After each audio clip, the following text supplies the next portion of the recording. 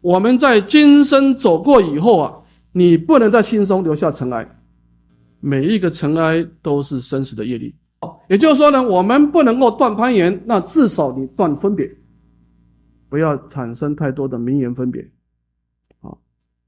当然也不是说所有的事都不分别了，但是如果你发觉有些事情它在你的心中啊经常出现，而且每一次的出现啊都会扰乱你的心思，可能让你特别讨厌，或者特别欢喜，那么这一条路你就要切断了。这个一定是一个你已经产生执着了，这一条路一定有地雷啊。诸位，我再讲一次哈，你不是所有的名言都要把这个道路给切断。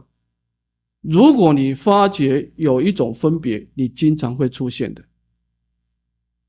烁烁现行，声声好药，这个念头一起来的时候，会深深的触动你的念头，让你喜欢它，让你深恶的讨厌它。